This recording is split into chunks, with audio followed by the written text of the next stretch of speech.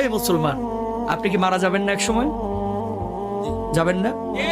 হয়তো বা কোনো গরমকালে আপনি মারা যাবেন, অথবা বর্ষাকালে মারা যাবেন। যেদিন আপনি মারা যাবেন, রূহটা যখন কবজ হবে, দেখবেন অনেক মানুষ ফেল ফেলায় তাকায় থাকে, কথা বলতে পারে না। আপনি মনে করেন যে তার এখন পিপাসা লাগছে, কারণ রূহ কবজ শুরু হয়ে গেছে ভিতরে। দুনিয়ার সবচেয়ে কঠিন সময় হচ্ছে এই সময়টা, যে সময়টা মানুষের রূহটা কবজ হবে।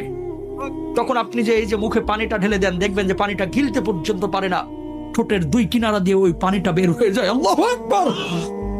ঠিক ওই সময়টা আপনার স্ত্রী আপনার দিকে তাকিয়ে থাকে, আপনার ছেলে আপনার দিকে তাকিয়ে থাকে, আপনার মেয়ে আপনার দিকে তাকিয়ে থাকে, আপনিও কিন্তু তাদের দিকে তাকিয়ে থাকেন। অনেক কিছু বলতে চান কিন্তু বলতে পারেন না, কারণ আপনার ভিতরে যে জ্বালা তৈরি হয়েছে, এই জ্বালা আপনি ছাড়া আর কেউ বুঝতে পারে না, ঠিক কিনা?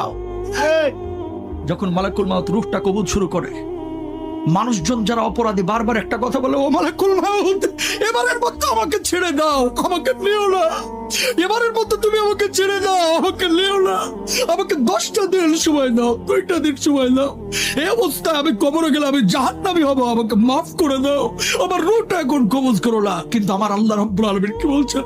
হাত্তা ইদা জাহাদাহুমুল মাউত ক্বালা রাব্বিরজিউন লাআল্লি আ'মালু সালিহান ফীমা তারাকতু কাল্লা। আমার আল্লাহ রাব্বুল আলামিন বলছেন, এই দুনিয়ার মানুষ, তোর কি আমি 60 বছরের জীবন দেই নাই? তোর কি আমি 40 বছরের জীবন দেই নাই? তুই কেন তখন বুঝলি না? কেন সৎ কাজ করলি না? কেন তওবা করলি না? ও মুসলমান, এই রূহ কবজের সময় কষ্ট যন্ত্রণা আপনার আমার হবে না, এই গ্যারান্টি আপনারা দিয়েছে কে? যন্ত্রণা। আল্লাহর নবীর যখন রূহটা কবজ করা হচ্ছে, নবীজির কপালটা বারবার ঘেমে যাচ্ছে। আম্মা যারা আয়েশা বলতেছেন, ইয়া রাসূলুল্লাহ, আপনার কপালটা ঘেমে যাচ্ছে কেন? আল্লাহর নবী বলছে, আয়েশা, আমার বুকের উপরে যেন উহুদ পাহাড়টা চেপে ধরা হয়েছে। আল্লাহু আকবার। আল্লাহর নবীর যদি এই অবস্থা হয়, আপনার আবার অবস্থাটা কি হতে পারে আপনি জানেন না?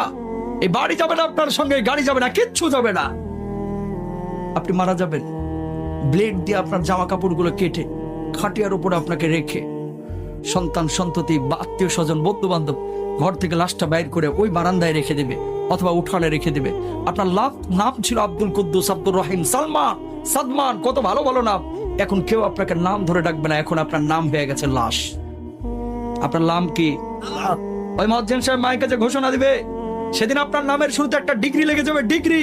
সেদিন আপনাকে আর বলবেন আব্দুস সালাম সাহেব দুনিয়া থেকে বিদায় নিয়েছে, বরং বলবে মরহুম আব্দুস সামাদ আজকে দুনিয়া থেকে বিদায় নিয়েছে।